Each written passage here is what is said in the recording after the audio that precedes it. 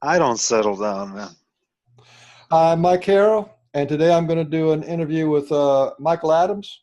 And I can consider him a significant researcher, although I wanted to get his story out because he's done so much in only less than a year. I think it was February.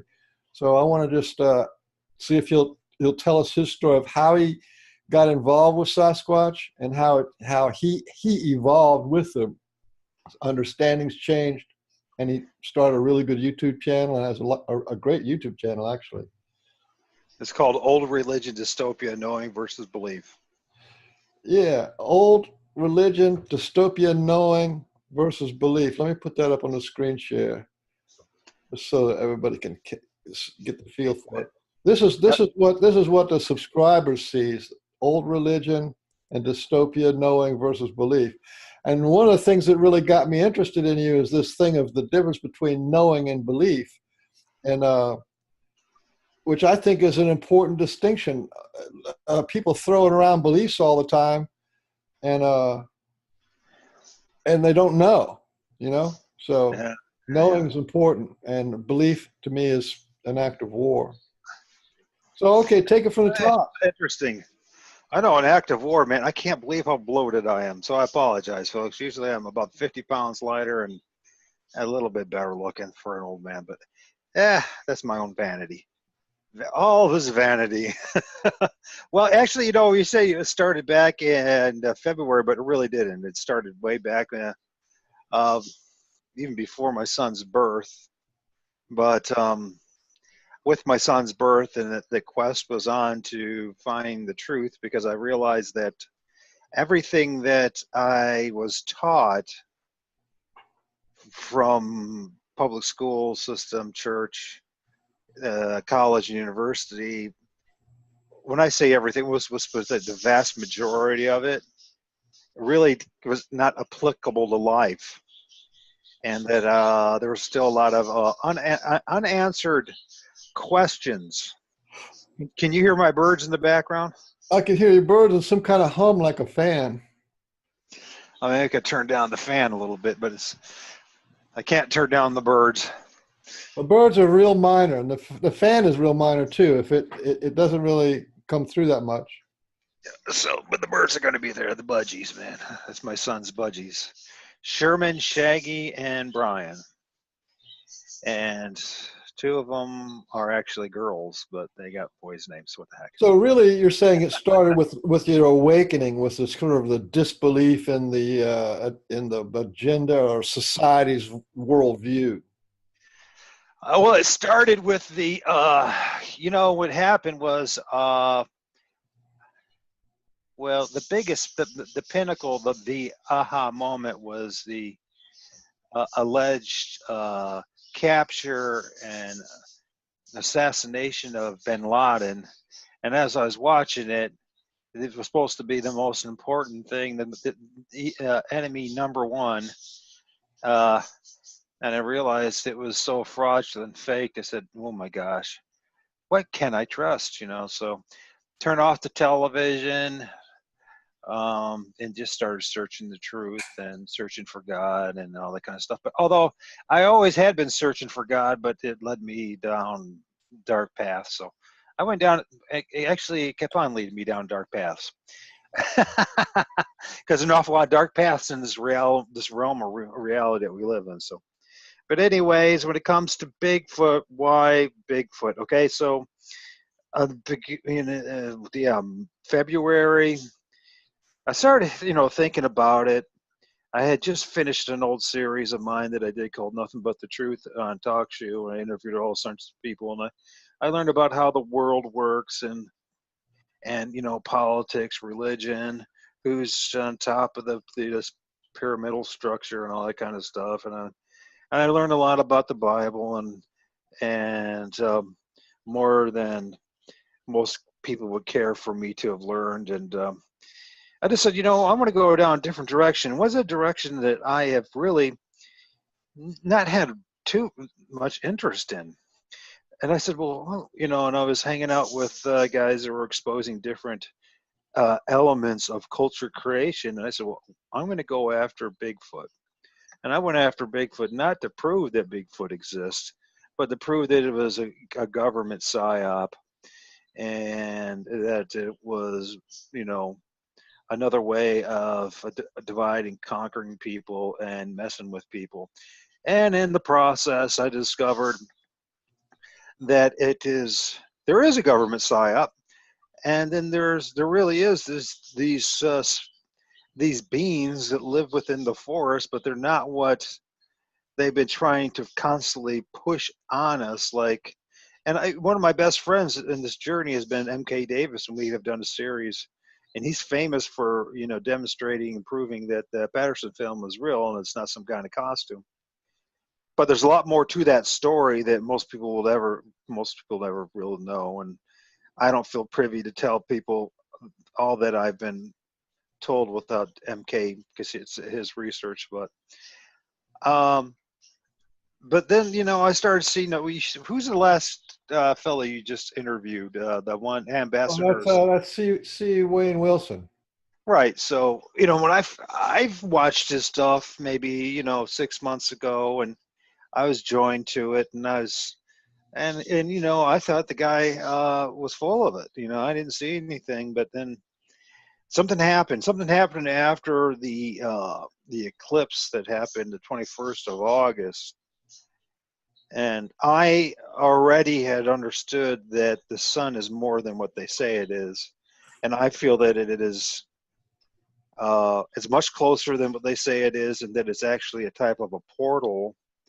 And if you study Rahu, and K2, and what these things really are, and these that there are nodes, if you will, they call them nodes.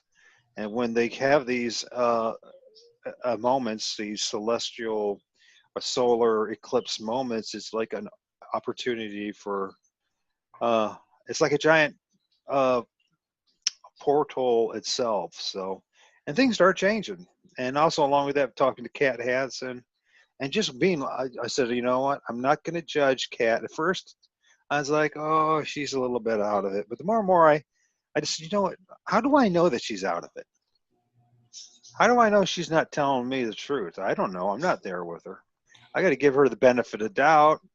And in the process, for those two things, and you start out with the anthropological approach, and you listen to the all the people out there, who they are, it's all anthropological, and they're chasing the feet, the footprints and hair, and they want to prove it's a living being.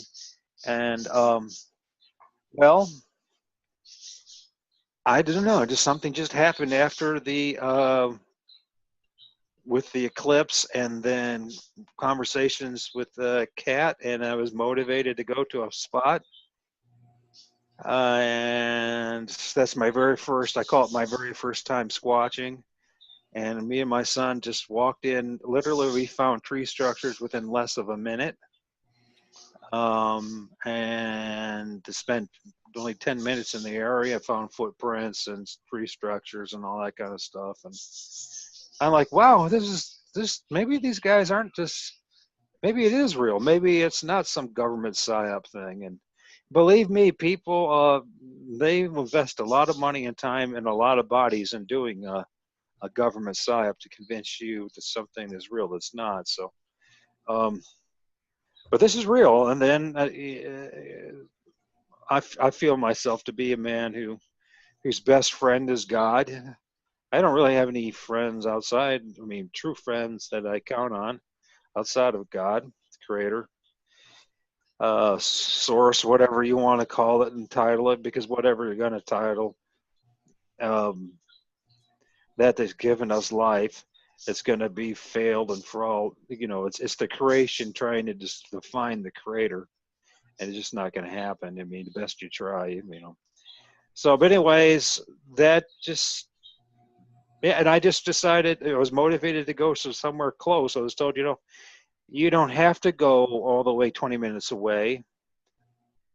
You can go, there's a place even closer if you want to see us. Although I didn't know what to expect, so I just went somewhere that's literally, I mean, I can see the tree. Excuse me, was that like a mind speak thing or a message that came to you? Which some people call it mind speak. I call it the spirit, the Holy Spirit that talks to you. Yeah, but I mean, I get You that too. But I get you these get the feelings and impression. impressions, It's but it's not impression. necessarily words, but it is a real impression and real feeling behind it. Yeah, it's just like today. It's like before we started recording. I told you, there was a couple of little these guys across the street, and it was fascinating because one of the neighbors across the street, he went to his mailbox, and these things were behind his mailbox. He never seen them for 1 minute, but I saw them, and I asked him. I said, guys, what's up with all this stuff? What is it that you guys want? And I took a couple pictures, and I said, well, if I can't find anything, because I know you're there, but there's nothing on the pictures, I'm just gonna just let it be for now. And that's pretty much the answer right now. Just let it be. Um, yeah, they have their own space, their own realm. It is within the trees and within if there's all the things that you would expect, water sources and all sorts of things. And it's not my job to, or at least at this point, although there's that urge there, is to prove that they exist to the rest of the world. I know.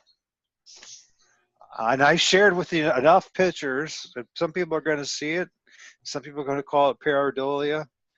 I don't really care, because I think pareidolia is the same equivalent thing as what I think we talked about this, when the assassination of JFK, and then they coined the word conspiracy theorist.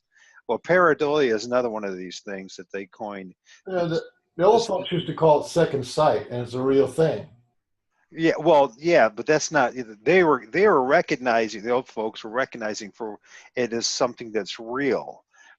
The scientific world, the world of the scientism, they don't want you to believe it's real. They want you to just keep on chasing after, uh, an 8 foot to 10 foot high, hairy monkey like thing, a humanoid, and they don't want you to know the full ramifications of this, because there are, as I discovered in the past week and a half, force entities all around us, and not even force entities. I mean, there's entities everywhere, and there's all. I guess it depends if uh, some people call it your mind's eye. I call it your totem is open or not.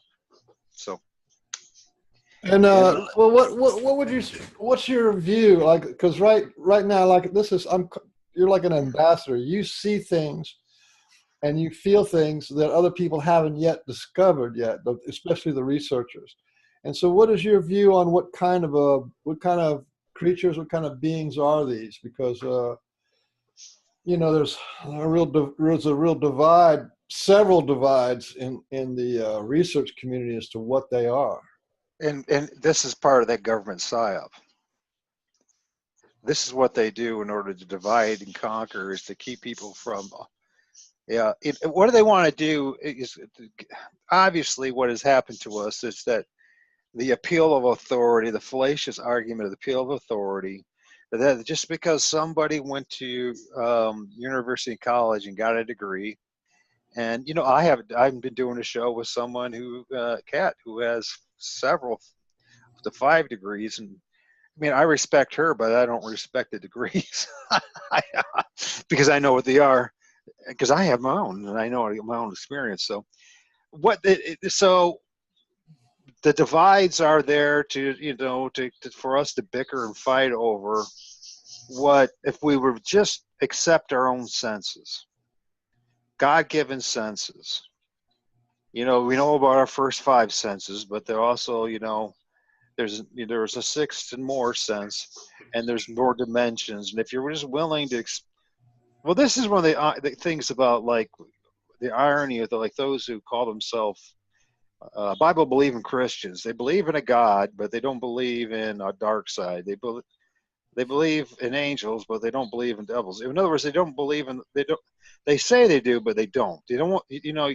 Something has to happen to you in your life to open you up to the realization that there is a spiritual. We call them, for lack of better words, spiritual dimensions of entities that pop in and out, and I've seen them firsthand take the form of leaves, bark, in the sense that you know, they actually turn the bark into like a face and all that kind of thing, and I've seen them pop out, you know, just, you know, most times it's a head or a shadow of their body.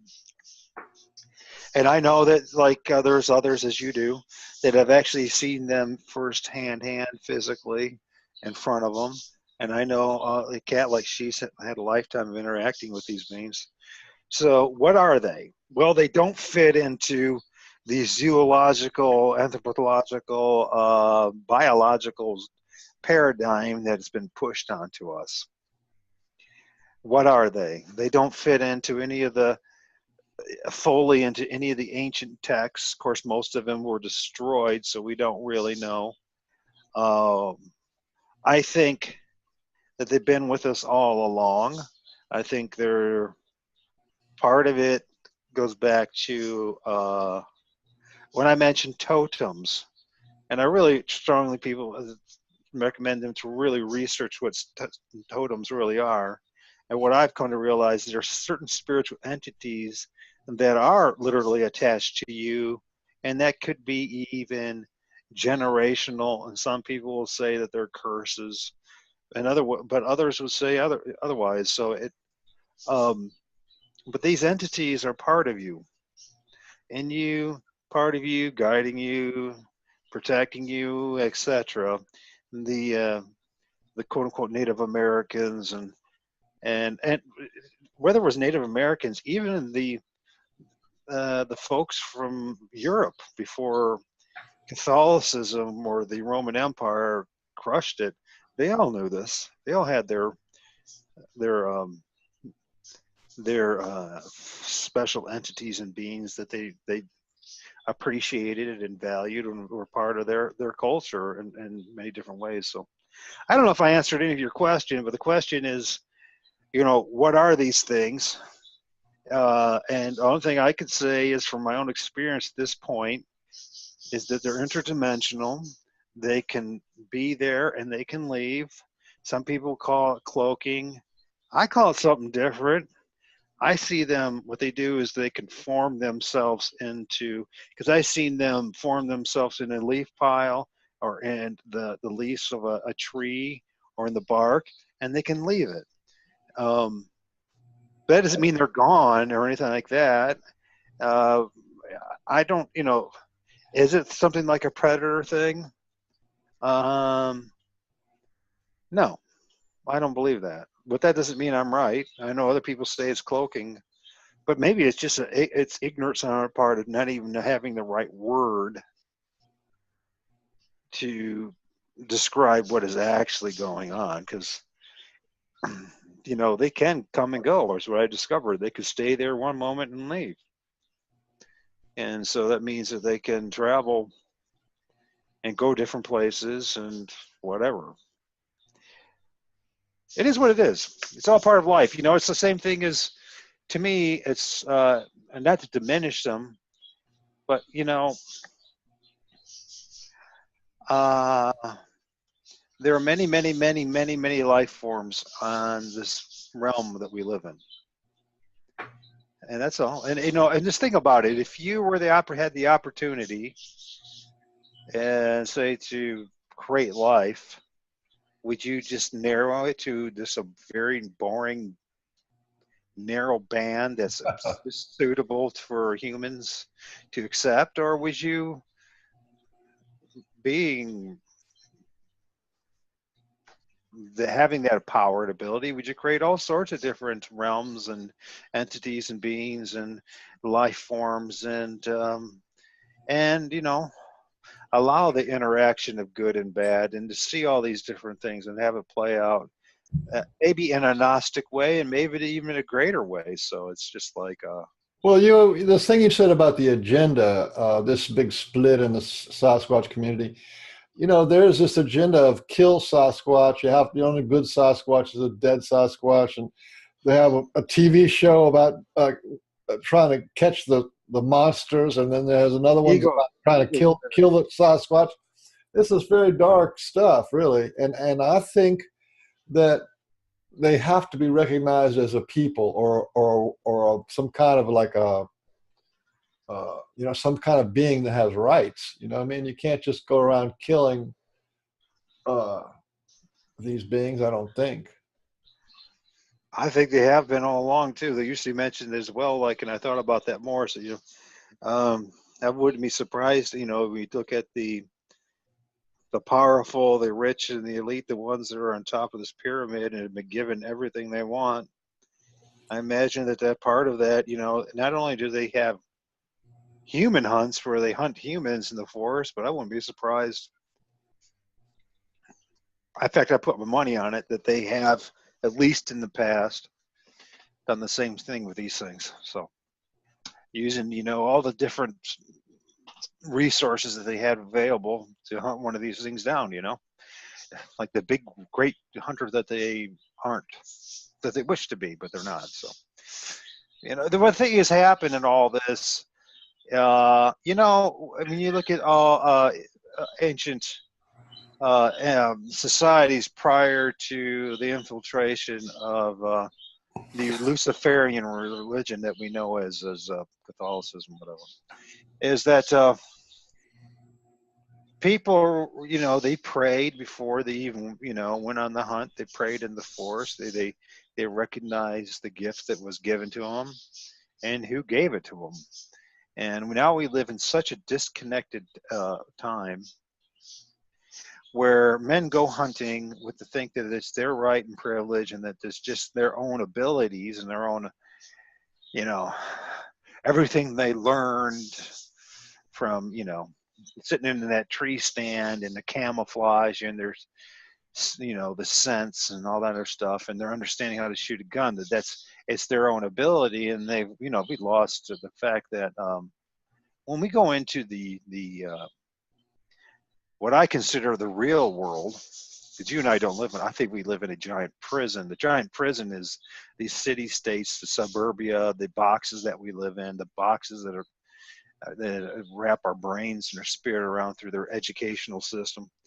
As the real world is out there in the wild, the forest, the mountains, the streams, etc.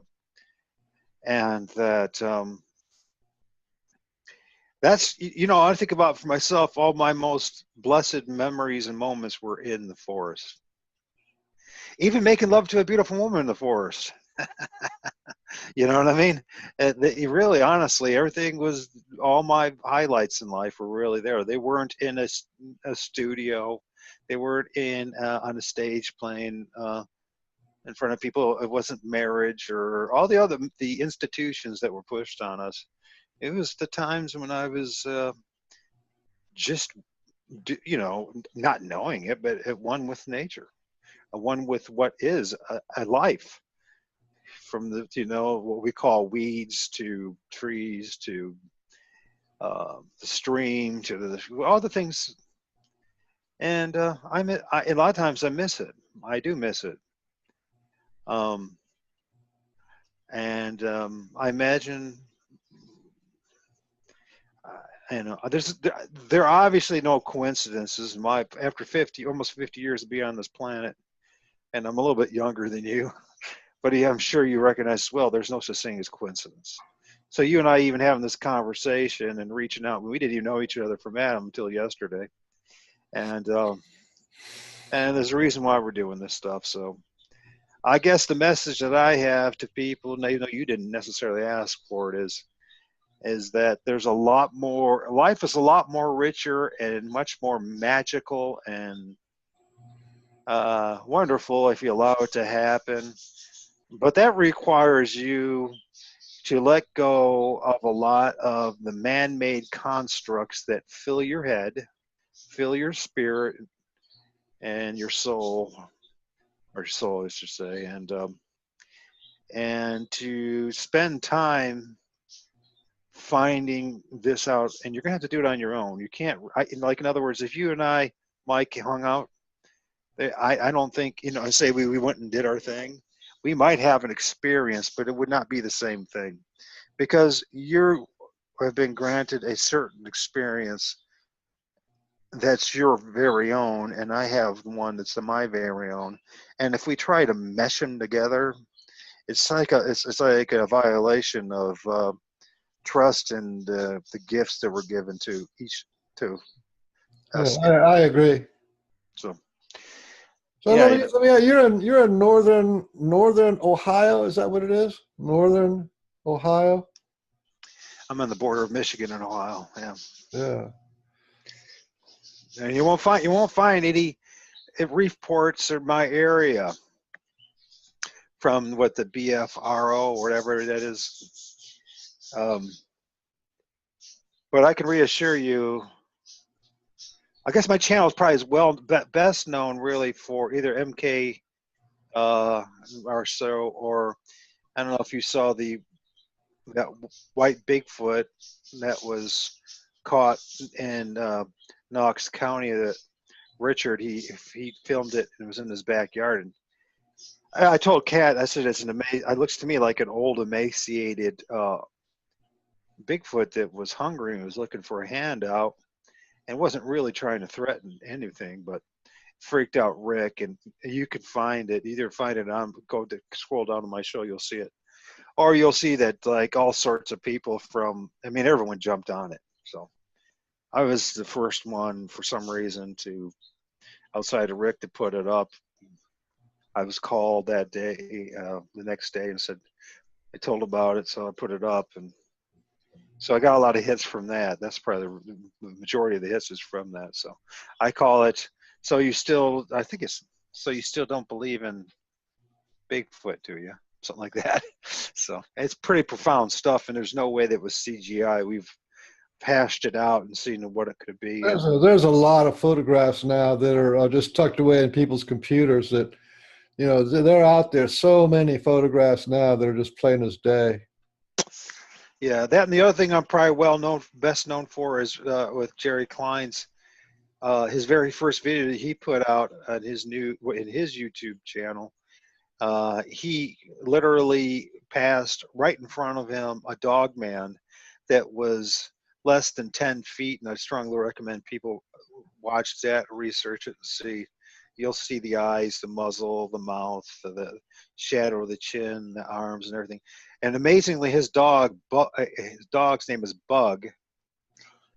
He saw it, and he was barking his head off, but somehow Jerry was blinded, and he couldn't see it at the time, or I don't know if he still can, to be honest with you.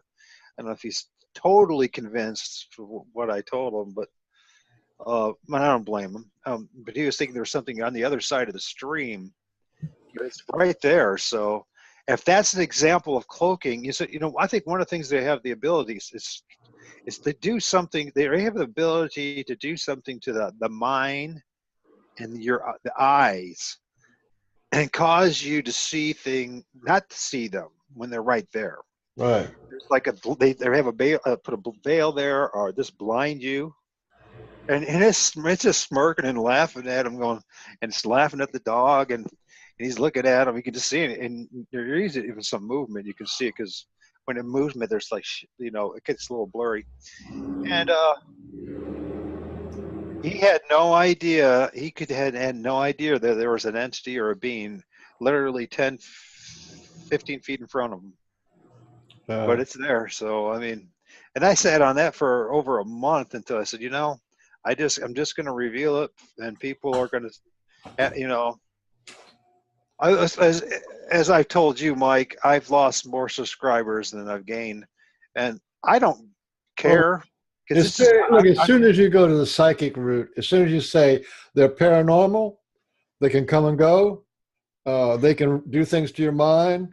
As soon as you go that route, then a lot of people that their whole cognitive dissonance just bugs out. Just like when some people start talking about the flat Earth, other people just go, "I can't deal with that," and they leave. You know what I'm saying? oh So yeah, I do.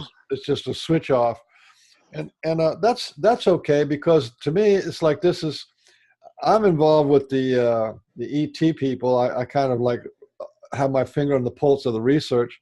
And the ET people have Would like you do me a favor, a hundred year Mike? program. They've got a 100-year program of slowly indoctrinating people into what ETs are all about. And right now we're around 60 or 70 years of them kind of giving us little hints for 7 years. And I think the Sasquatch people are the same way. They give some people a good shot of what's going on, and other people, they just bring them along really slowly. Yeah, I think it all depends on how. I don't know. You know what? It'd be arrogant to think to understand what they're thinking, and so any more than it me to know what you're thinking right now. So, um, but the thing is, I would love to have you ask these ET folks if that's, it's kind of like Bigfoot. Bigfoot is a derogatory term, once again, that was imposed upon us. It was. It wasn't something that, for culturally, for, decade, for generations they were calling it Bigfoot. No, this name came out at the same time or right after the Patterson film or during that time. And I really think it's a very derogative term because not all of them have big feet, and not all of them look like, uh, But the Patty of the Patterson film, and yeah, and there's Stayamont, as you learned from uh, Cat and others, and there's a lot of other beings entities that are all lumped in as Bigfoot. I'd love to see what would happen if you were to ask them, if you haven't already, about just lumping them all in as ETs. oh, there's all kind of names. I mean, but Maybe, but maybe it's so there's time. something similar. There's something similar with the ETs and the Sasquatch, and that is the ETs that you hear about, that I hear about, is they don't talk much. They're not into this whole talking thing of like, well, here we're from this planet and this and that and our history and your history. They don't go in for that. To them, what's real is like your heart, your consciousness, and you're there with them, and that interaction. That's what's real. And this whole who I am and what my lineage is and what my language is, what my history, they don't go in for that. You know what I mean? So there's lots of similarity between them and Bigfoot. There are big feet people, Sasquatch people who are very articulate. They can speak English very well. Others are kind of like it's a second language kind of a thing. But Yeah, yeah, yeah. but you're Well, not. But they don't. They're not into like that whole history story thing. It's like right now, what's going on with well, you? our history is a lie. It is a lie. If anybody does any real research and really breaks it down and really challenges what mainstream history has told you, and if anything comes out of a television, I mean, if people understand that the television was originally it was a weapon. It was a militarized weapon. The first thing they were trying to do is see how they could channelize entities for their own doings and their makings. And that's, one of the biggest things that you could ever do for yourself if you want to be more connected to the world, the realm that we live in as a whole, is get rid of that damn thing, that damnable thing called the television. You're not learning anything. This fact is not intended for you to teach you the truth, but to deceive you and blind you and cause you to despair and to judge beauty falsely and to all sorts of things.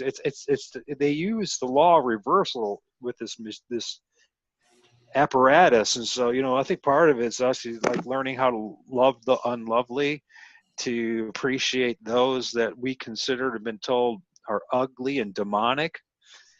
I know that's going to sound crazy to a lot of people, and it sounds crazy to me at times when I say it, but you know what? What else would be the purpose at this point? First we got to learn how to do is to accept these beings as for who they are. That's the first lesson in all this, and then it's like you know what is love? Anyways, most people think love is, well, you know, uh, it, it's like something about personal gain. You're trained, I got to get the man of my dreams, the woman, my trophy wife, and blah blah blah, and make sure that they have everything that they want, not need, but want. And look how many people within 7 years, 3 to 7 years, they're divorced and have kids, and they don't. It takes such a long time for us to learn what love is, because we are, from birth. From birth, you're abused, and before you even get out of the birth canal, you're being abused, and the moment you get out, you're getting sweated, and we can go into all that kind of stuff too. But I know you did a show with somebody that talks a little bit about how we're all of us are prematurely born, and he has some valid points to that point. But anyways, the fact of the matter is that it takes a long time, a lifetime, to learn how to love people. And we think we know how we love people because we're in the same group, and they think the same thing, and they regurgitate and parrot the same words, and they like the same football team. But in reality, none of that's love. That's just your desperation to want to belong, and you'll do anything. Yeah, there we have a really strong in crowd, out crowd. My tribe, your tribe, and that's and there's competition there, and desire, and lust, and And greed. it's a false tribe. It's a false tribe. Whereas before, there was a reason why, say, North Americans, there were tribes, and this all go back to totems and the spiritual realm, and that they were meant to. And it wasn't just about genetics and spreading healthy genes around. It was even more than that. So, and but we live in a society today where everything is polluted. It's wrong, and they did it deliberately. The Western culture, I quite frankly, from all my research, it's going to make some more people angry, but I don't care. I'm not but speak the truth. The Western culture is demonically run, and is in total opposition with the creation. And they're talking to the UN and all this stuff. They're all talking about, oh, we got to, love Mother Gaia, nature. But you know what? They're not serious one bit. You know who's serious? All right, guys, and I'll put myself in it. I try. I mean, I got native flowers throughout my property. I got, to helps the very few the honeybees that are left, and all the other animals, and it's not about me. It's not about having a beautiful lawn, and you know what I mean. It's about, I used to design nature trails, and I try to even do greenscaping. You try to convince guys, developers, that if you, instead of develop every square inch of the parcel of land that you've been granted to develop on, why don't you conserve 30% and see how much more money you can make? And I proved that too. I proved that with the developers in my own region, that they could make over 30% more just by doing that, which is interesting. 30 serve 30% and gain 30% more in profit. But I don't want to do it. It's too much effort. So, and that's because it's a spirit too. We live in this a realm where we talk about zombies and the spiritual dead. Well, I discovered I'm only now waking up, and the vast majority of people around me are literally the spiritual dead. They are dead. They spend their whole time texting. They don't see what's around them. They're looking for the next lay, where they're going to get the next fashionable shoes, the party, that car. They're dead. And the more and more I become awake, the more and more I realize how little anything materially matters. So, you've actually gone into the woods a little bit. Not a great explorer, but you've been out there and you've seen signs and you've taken pictures. You've taken a lot of photos. Well, it's interesting because as a child, that was my refuge every single day. I was like, spend most of my time alone in the woods. It was interesting, I lived in the same. I tried all my best to run away from this place, but I'm here, and there's a reason why I'm here for something, and it's beyond my son. And so I spent all this time before they developed it all around the creeks and the woods. I mean, literally every day. That was my paradise, as my refuge. It was either that or go home and go through all the dysfunction in the house. So, and I loved it. And a lot of the places where I'm seeing these entities are places that 30 plus years ago, I hung out as a child, fishing and catching minnows and discovering all things. I wonder if these entities knew me all along anyways. So I'm sorry about how pixely a lot of these things are, but if you can look, you can see right here with this images that you have. If you look closely, there are beings, and there's better pictures and stuff. So, but yeah. What is it? What is it we're looking at here? Most of these things, they don't, like this character up here in the upper right. You can see him. He's got more of a human type face and a hooked nose, like a Native American type thing. I don't know if you can see that or not. Yeah. I mean, these things have always been around. So I don't think you're ever going to have perfect pictures. You might get one or two of them. They might give that to you. But, I think we're going to have to accept the fact that what we call blob squatches is because of the fact that we're dealing with interdimensional beings. They're not going to let you take a good picture. No. We're it's not like a family portrait, we're not going to So, and I think this is a brilliant strategy too, because you know what? It's a way of dividing, their way of dividing, maybe the creator's way of dividing the spiritually dead from the spiritually awakened or alive. So the spiritually dead are going to follow a nihilistic scientific approach purely when it comes to these issues.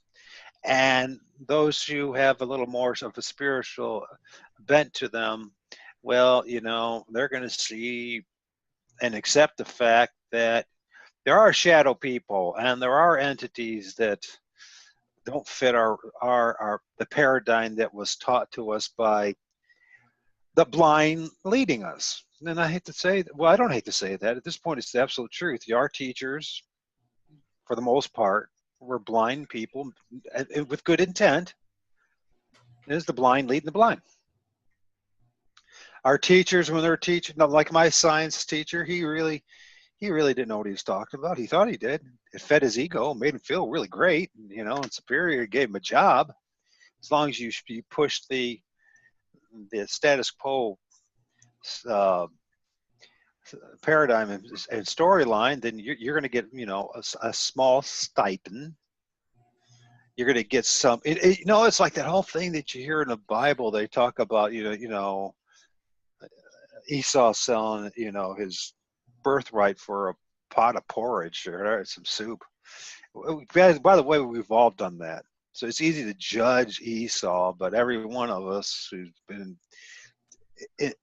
indoctrinated into the system have done that. So you're kind of like a mystical Christian, and you have this whole sort of Bible slant on Sasquatch, which I'm not really sure I got the whole thing, because I'm a mystical person, but a lot of the stuff in the Bible I don't believe. And so there's this whole thing Well, I about. don't think the Sasquatch is it's once again it's a term to try to label a whole group of forest beings and entities. But if you Yeah, look, how could you call them all four fallen angels? Like, as far as I knew, this fallen angels were only a few, or I don't know, but I don't know anything about well, it.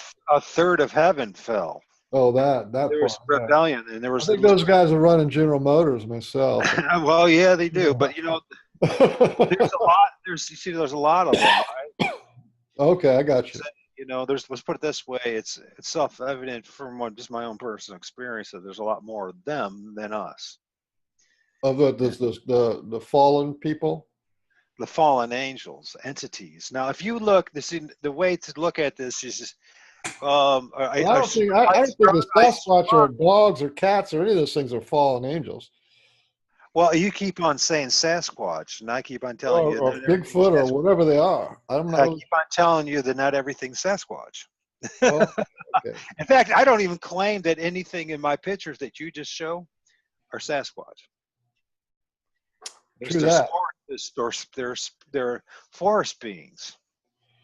And just as you and I both have our totem and we have entities attached to us, and some are good and some are bad, so do they. You see what I'm Well, saying? I'm down for what you would call attaching spirits, or some people call it karma, which is really the karma is somebody in your past that's still stuck to you. That's really what it is. Some Well, being if is you stuck. look at all I say, it's really worth your time to go to I Spy YouTube channel. They're short videos. He's been blessed with the opportunity to reveal to us what the Incas and the Mayas and the indigenous population of Central South America, and probably here too, but with these their own type of hieroglyphs and how what they were expressing in many ways was these spiritual entities, and they're making their own totems, and these totems are the same things that you will find on your forehead. And then you look at the Native American things and you say, oh no, that's all about a wolf, and that's about an eagle. And those of us that know better, no, those totems are those spiritual entities that are part of that clan, part of that family. And it's not just my opinion. There's so much, the weight of evidence is out there if you're willing to look for it.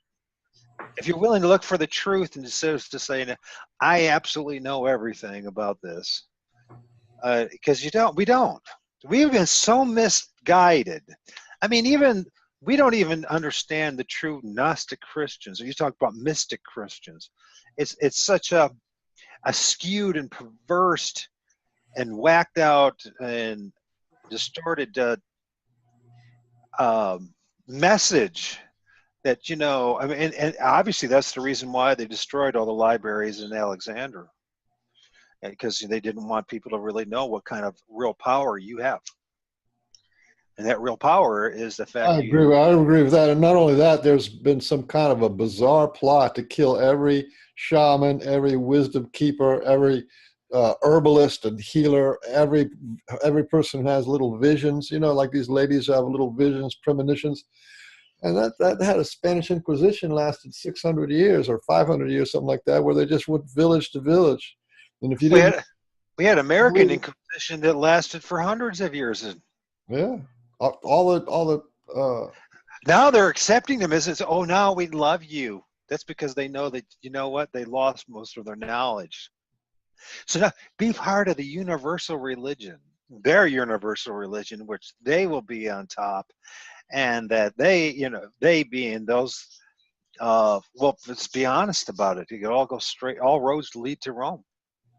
Whether you like to hear it or not, that's the way it is, and it's the way it's been all for a long, long, long, long, long, long time. and before that it was Babylon. So Well, yeah, it's the same thing. Actually, what's interesting, you'll find out, uh, and I'll send you a video about this, how originally the high priest from a certain a city in Egypt actually moved to Rome, and they have all. That's the reason why they brought all their obelisks. You know, their obelisk, the pointed male phallus symbol of Osiris and all that.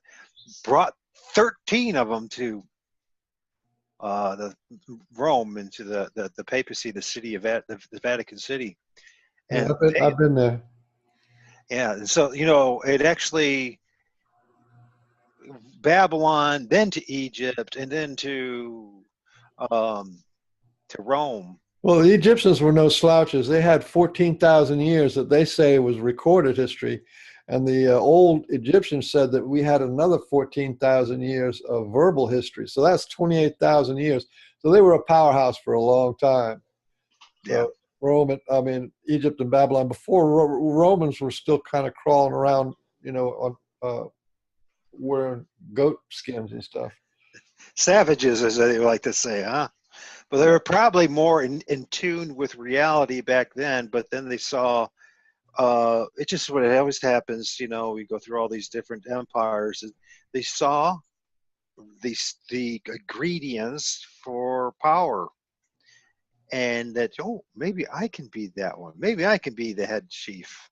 You know what I mean? The big head honcho. But America had its own empires, and they all fell too. The Indians, they had a rise and fall of civilizations, of great cities that would come get big, and then they would use up the resources or whatever. Long history.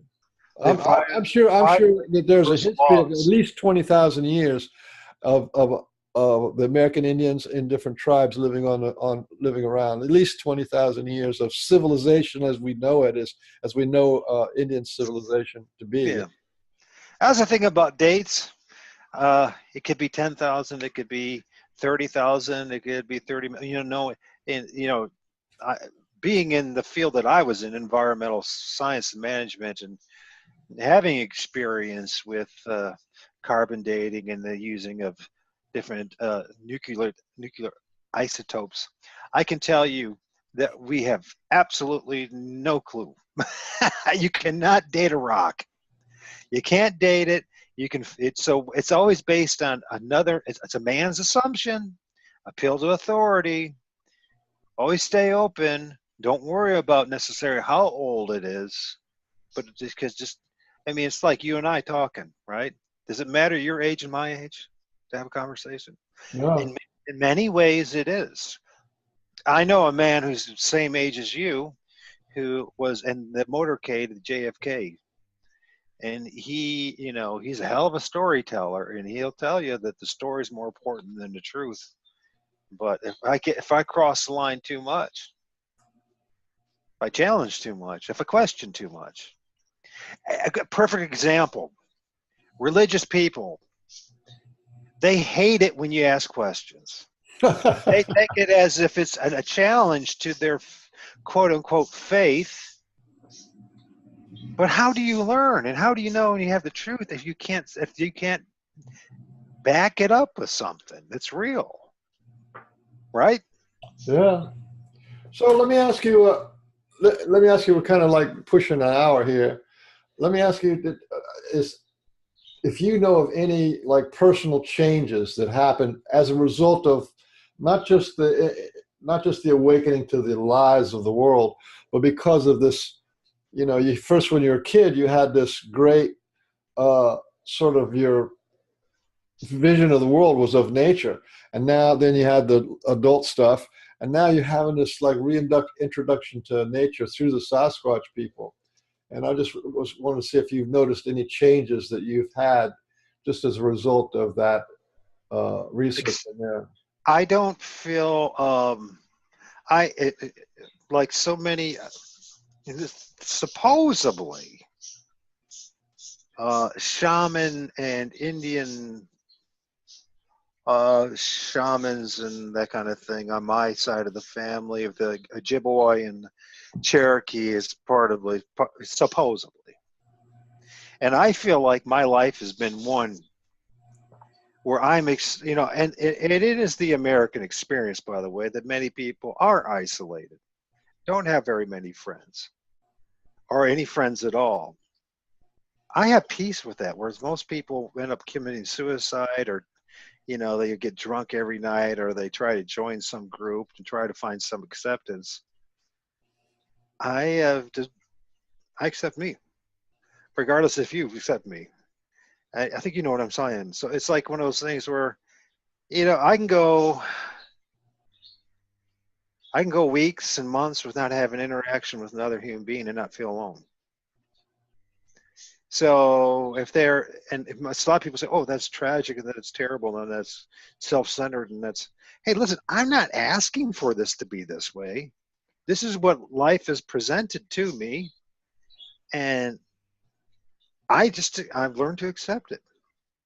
It'll say, you know, I guess in AA, you know, the prayer, God grant me the serenity to accept the things I cannot change the things I can, and the wisdom to know the difference.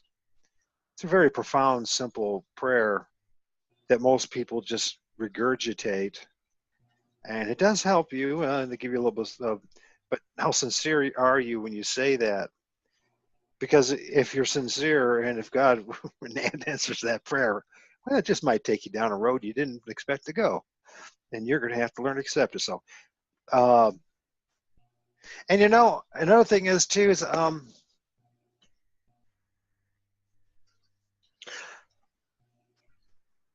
I can, although I could be 100%, 180-degree different in my opinion and how I see the world, I can still appreciate someone else and accept them. And I know there's always a gem of truth that I can either learn from them or impart from them. But more importantly, There's always a polarity. yeah, there's always, yeah, and there's, you know, it all depends on what you want. So one of the things I've learned is that loving others does not guarantee it being reciprocated, and that many times it's the complete opposite, that you're going to have to really know what love means. And love means is that I care enough about someone else to allow them to say their piece, allow them to be who they are, and not to be at warfare with them. And so it's been a big challenge. There's times that I stumble terribly and just go back into the mind's battle with someone, but then it's becoming more and more less, and I'm just, you just let things be as they are. You know, you can't change much, you can't change anybody, and the only thing you can't even change yourself that much in the end of the day. I don't know if you notice that. I mean, you do the best you can, but it's how much of it is you actually changing you, as much as you like to think. Well, what you really change is what's not you. You get rid of Yeah. stuff that's not you, and there you are. You know what I mean? And that's what people call change. What is change anyways in the end of the day, you know? A lot of things that I value about myself today, people around me don't. And many people have rejected me because of it. So how important is the truth for you? How much importance it is to really have peace? What does peace mean? Well, truth is a little bit too subjective for me to like even comment on it. I don't even trust, uh, being able to put something like that into words. Really, How about this? Truth is that you and I know very little. that's not true. Okay. we saw okay, that's how you Because see it. because we have an infinite energy inside of us. This life force is just connected to everything, and if you know that, you know everything. It's like this. Every book that was written for one point, and that one point is inside of us. Every book ever written, every word ever spoken, came from one point. And if you know that one point, then you know all that was ever said or ever written. So that's the other side of the pole. I know nothing. I know everything. Well, I can see where you're going to come from there. Yeah. It's it's the humility. Humility is to realize you're not as bad as you think you are, and you're not as great as you think you are. And if you stay in that humble spot, what quote people talk about balance, which is really just being realistic about who and what you are and where you're at, the best of your ability. And we're trained to do the complete opposite, to make all these mind constructs to try to deny the fact of what we're really in, against, who, and when I say against, um, it's not necessarily a physical war that we have, but it is in another way, because with this Western Romanized system that we live under, every single one of us physically, uh, the whole idea is to enslave us all, physically, mentally, and spiritually, and to keep us in a box and never go beyond a certain point.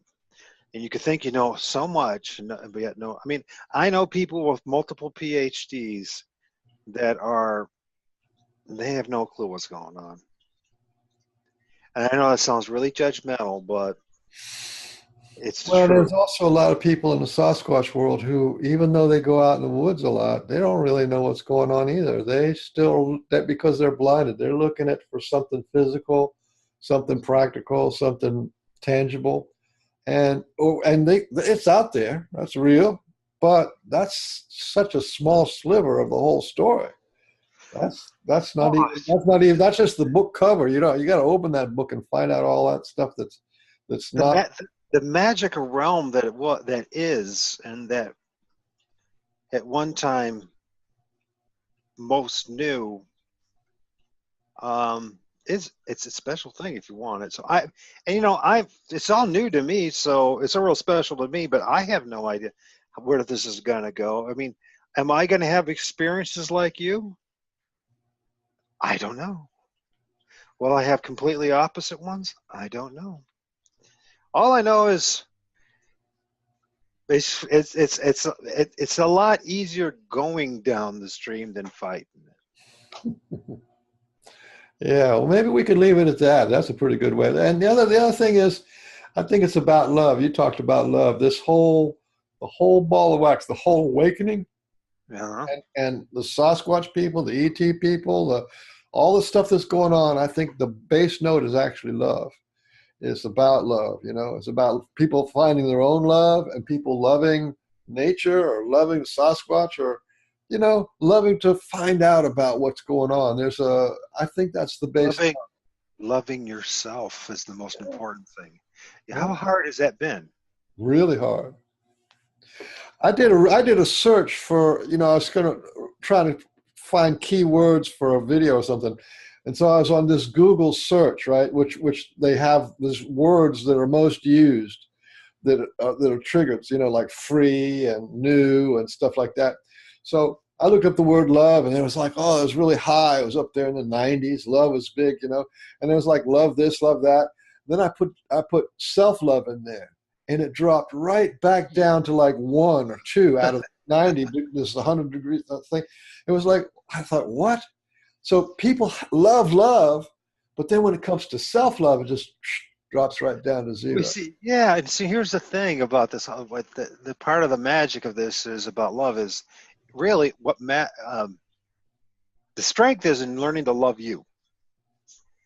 And if you really do love you, not exalt you as something more than, but really just really do love you for who you are, the good and bad, and the beautiful and the ugly, all the things that are you. That life is, you will find peace. But I can, if I were to, you know, Mike, if I were to try to make you, or if to be my source of love, whatever, or a woman or whatever, or what a Sasquatch, it's not going to work. And then guaranteed, at some point, you're going to disappoint me. The woman's going to disappoint me. Sasquatch is going to disappoint me. And once again, I'm looking outwardly instead of inwardly. And so then there's all this turmoil that comes with it, and all the anger and the bitterness and the self-talk in your head, and why did they do this or that, the other, instead of realizing, once again, of us have placing unfair and unrealistic expectations on others. Well, let's leave it at that. So I'm going to put links to your old religion dystopia. What is dystopia? A dystopia? Well, that's like, dystopic novels. If you go back to, What does that mean? I'm not. well, this is, if you look at Benson, who ended up being a Jesuit priest, and he was the originator of dystopic novels, and it's just like this projection of this, the future. And then if you look at, in his book, I think it's Lord of the World, Lord of the World, I think is what it is. But you'll find it. It's somewhere in another. Anyways, he talks about this whole, what basically the projection of what we have today, of everything has been planned out to make people think that there's like end time world scenario. So this distorted, some kind of biblical ending, which is what they want. They want you to convince you that it's going to be the end of the world. But folks, if you actually read the Bible, you're going to find out they immediately see the message, and that, Christ was talking about his generation. He wasn't talking about you, and that there won't be an end of the world, even with all these terrible things that are about to unfold, as far as, whether the Third World War and all these other stuff. This creation is still going to be going on. I agree. It's not to worry. I'm not too worried about it. Anyway, I had a really good. This was a really good talk. I'm glad I got a chance to showcase you, because I think you're doing great things out there, and you have real interesting videos, and you're interviewing some interesting people, and I just wanted to support you on that. Well, thanks. And anybody, if you give me a link, I'll put it on my YouTube channel, and maybe some people, hopefully I can get people to go to yours channel. So, well, you can just download this thing. I'm going to put it on my channel, and then you can download it. Mirror it. Bye. I'll mirror it. So.